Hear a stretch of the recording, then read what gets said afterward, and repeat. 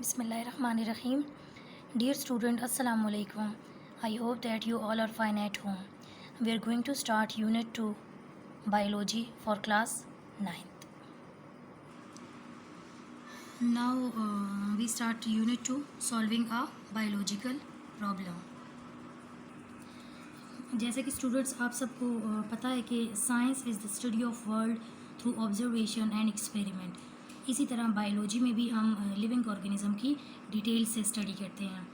Most important feature biology के और other sciences के प्रॉब्लम सॉल्विंग अप्रोच जिसे साइंटिफिक मेथड कहते हैं. डिफरेंट हमारे पास बायोलॉजिकल मेथड्स हैं. ठीक है, रिसर्चर ने डिफरेंट बायोलॉजिकल स्टडीज़ की जो कि रिकग्नाइज़ किए इन्होंने डिफरेंट स्टेप्स. जैसे फर्स्ट स्टेप है recognition of biological problems, observation and previous research, hypothesis, deduction, experiment, conclusion and reporting.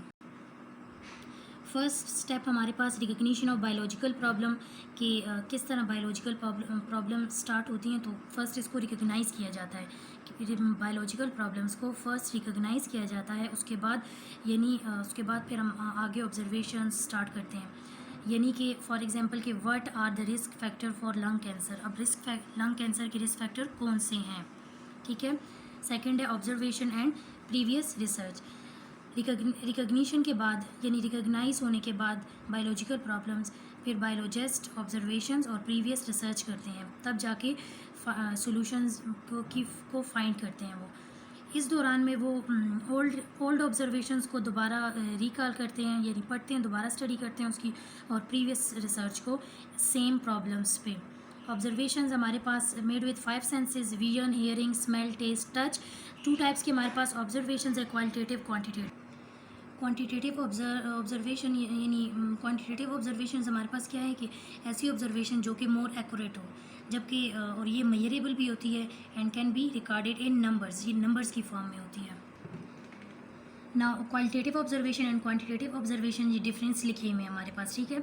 Hypothesis हमारे पास क्या होती है, ऑब्जर्वेशंस और रिकग्निशन के बाद बायोलॉजिस्ट ऑब्जर्वेशंस को के ही थ्रू हाइपोथेसिस करते हैं. यानी बायोलॉजिकल प्रॉब्लम्स में ऑब्जर्वेशंस करने के बाद सेम टॉपिक में ऑब्जर्वेशन करने के बाद हाइपोथेसिस की जाती है. ठीक है. गुड हाइपोथेसिस फॉलोइंग कैरेक्टरिस्टिक पे बेस्ड करती है, जैसे कि observation made by biologist, it is propose statement to answer the problems, it is testable through experiment और this is always way to disprove the hypothesis after experiment. ठीक है. इसके बाद हाइपोथेसिस के बाद डिडक्शन की जाती है. डिडक्शन हमारे पास लॉजिकल कंसिक्वेंस ऑफ हाइपोथेसिस है.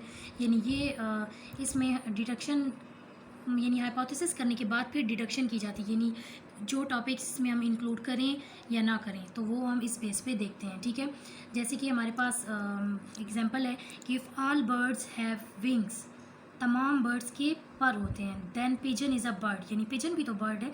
तो deductions help the biologist to do experiment और इसी डिडक्शन के थ्रू बायोलॉजिस्ट एक्सपेरिमेंट करते हैं. अब डिडक्शन करने के बाद एक्सपेरिमेंट हमारे पास it is the most important step of biological method. सारे स्टेप्स करने के बाद एक्सपेरिमेंट की जाती है. Biologist perform experiment on his hypothesis और चेक द डिडक्शन. डिडक्शन और हाइपोथेसिस करने के बाद एक्सपेरिमेंट की जाती है. एक्सपेरिमेंट ही can find that deductions of some hypothesis have come true. इसी दौरान में हाइपोथेसिस को true while other have not, यानी कुछ इसमें हाइपोथेसिस को एक्सेप्ट किया जाएगा और कुछ नहीं किया जाएगा. तो हाइपोथेसिस एक्सपेरिमेंट के थ्रू प्रूव की जाएगी. एक्सपेरिमेंट करने के बाद कंक्लूजन और रिपोर्टिंग की जाती है. बायोलॉजिस्ट डेटा को कलेक्ट करके एक्सपेरिमेंट से डेटा को कलेक्ट करते हैं और उसको स्टैटिस्टिकली एनालाइज करते हैं. इसी डेटा को पब्लिश करते हैं कंक्लूजन में की form in the form of research articles in scientific journals और बुक्स में. फिर इसको प्रेजेंट किया जाता है, इसी कंक्लूजन को प्रेजेंट किया जाता है साइंस सेमिनार में at national and international levels. और देन फिर हमारा जो पूरे स्टेप्स है हमारे पास बायोलॉजिकल प्रॉब्लम्स के वो कंप्लीट हो जाते हैं. अब फॉर एग्जांपल कि बायोलॉजिकल मेथड का एग्जांपल है कि what is the cause of malaria. Observation के कुछ साइंटिस्ट का ये ख्याल था कि जो मलेरिया है ये ज़्यादा तेज़ फीवर से रिकरिंग होता है. ठीक है. यानी ये तेज़ फीवर मलेरिया पर अटैक करता है. जैसा जबकि कुछ साइंटिस्ट का ये ख्याल था कि जो मार्शी एरियाज़ में लोग रहते हैं वो मलेरिया से ज़्यादा काज होते हैं.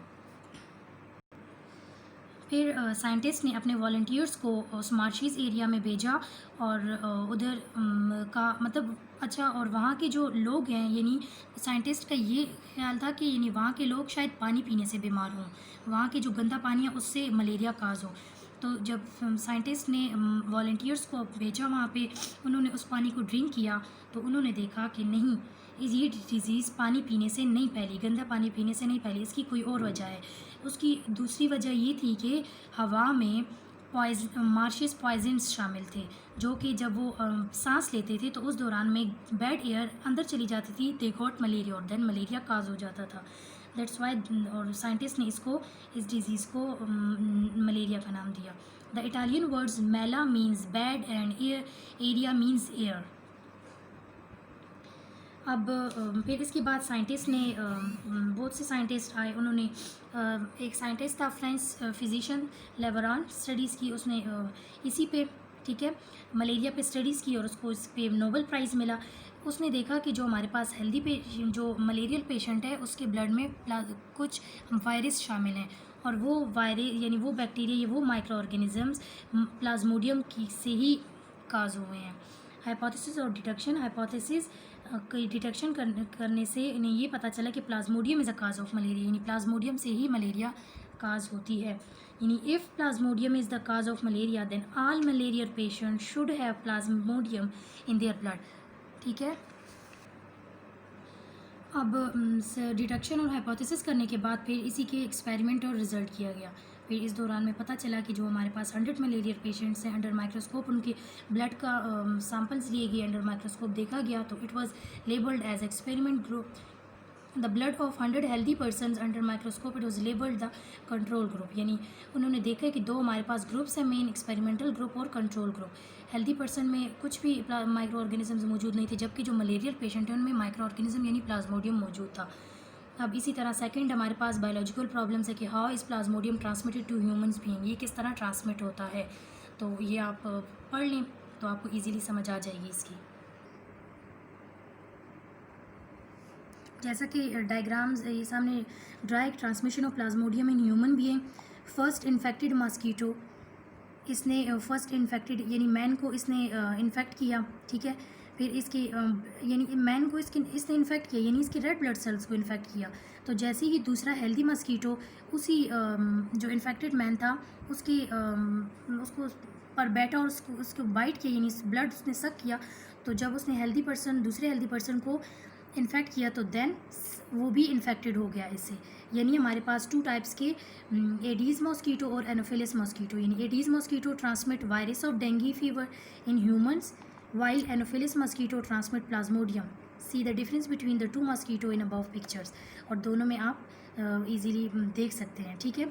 ये हमारे पास स्टेप्स इन बायोलॉजिकल मेथड्स के जो हमने पीछे डिटेल से पढ़ लिए हैं। आई होप दैट कि आपको इस टॉपिक की, इस यूनिट की समझ आ गई होगी। Thank you.